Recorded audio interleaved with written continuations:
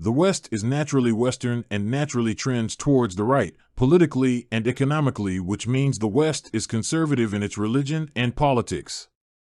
Yet, in the West there is an angst for a golden age we cannot find and an implacable drift towards the left no one seems able to halt, let alone understand. Despite an obsession with conservation, the West sees an increase in migration, a lot of it from unfriendly quarters. But if migrants are not compatible with the culture of the host nation, it means there is an agency in the West alien to the West. Drag Queen Story Hour is a visible indicator of a culture at war with itself. It represents the alienation that is eclipsing the culture of the West.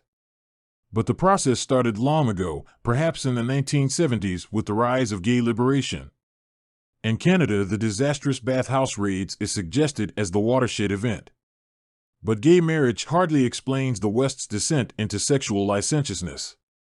Our consent to things that were unthinkable is not explained by an expansion of the civil rights movement. Yet surely the trend towards deviancy has always been with us? Despite the flood, the people of Sodom and Gomorrah did not die out. Christians tend to think of Noah as the father of all living persons. It is possible may not have been the biological father of all or any of his sons. But even if we assume that begot pertains to biological paternity, were the sons the offspring of one wife? It is said that Noah was a just man and perfect in his generations. The Bible does not mention his wife or the mothers of his sons, nor the genealogy of the sons' wives.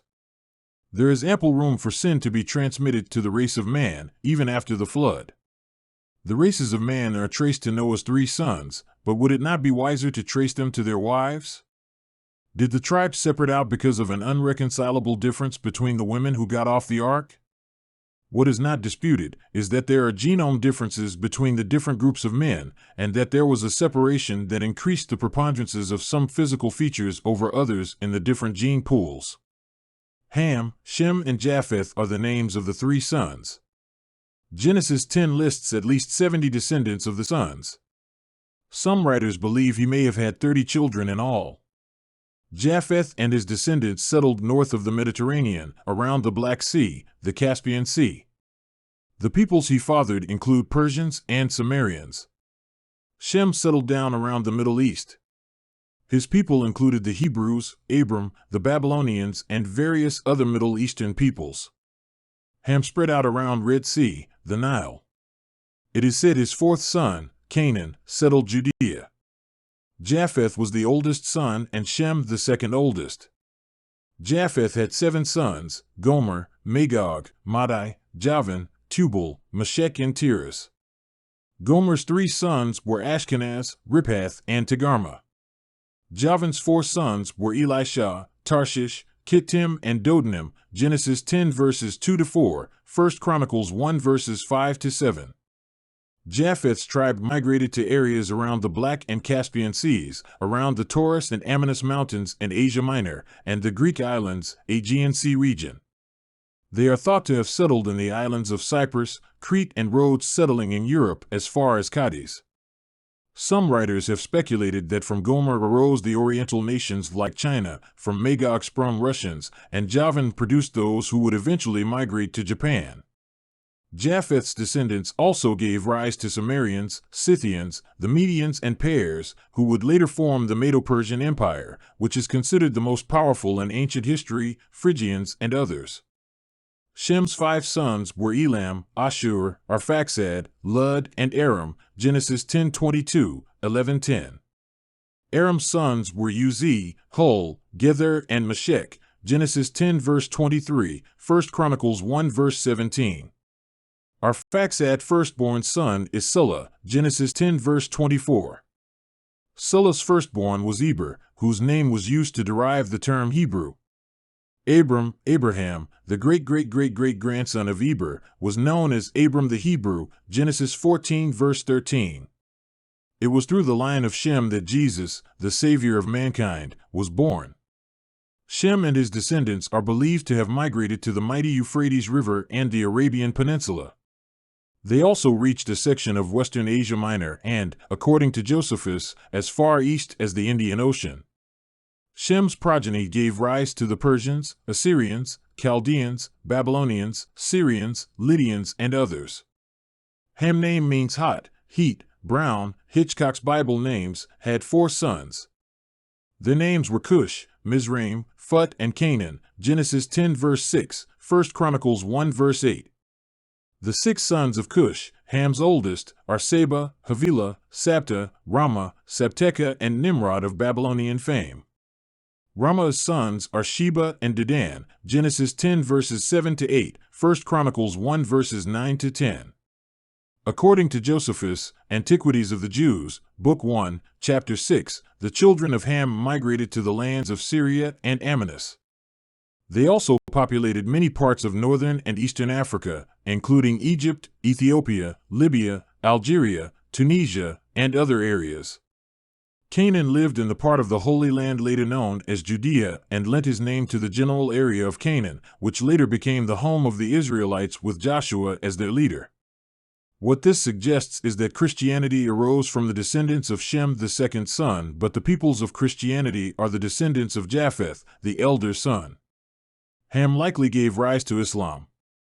If we interpret these 3 groups as religions or theocracies, the Western world is a unique theocracy guided by faith, whereas the other 2 distinct groups are grounded in law. But we know these theocracies are not tied to geography or to specific races. All groups and all religions are worldwide.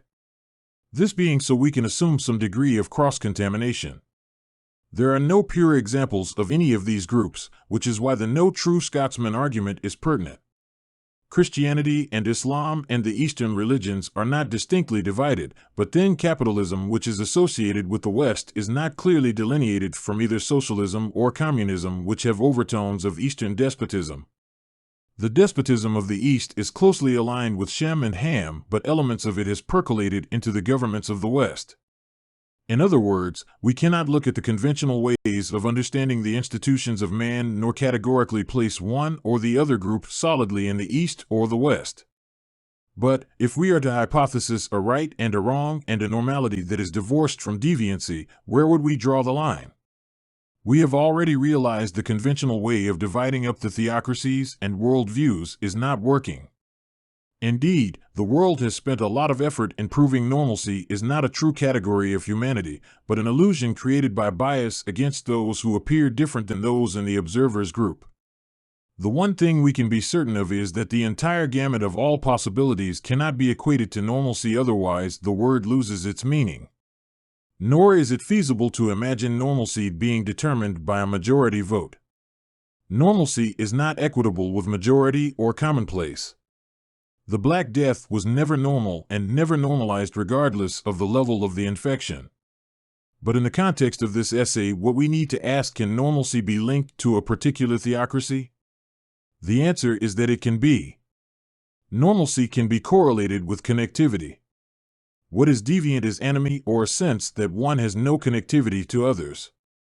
Deviancy becomes an expression of one's social divisiveness. It is through faith that we connect with others. Law maintains order.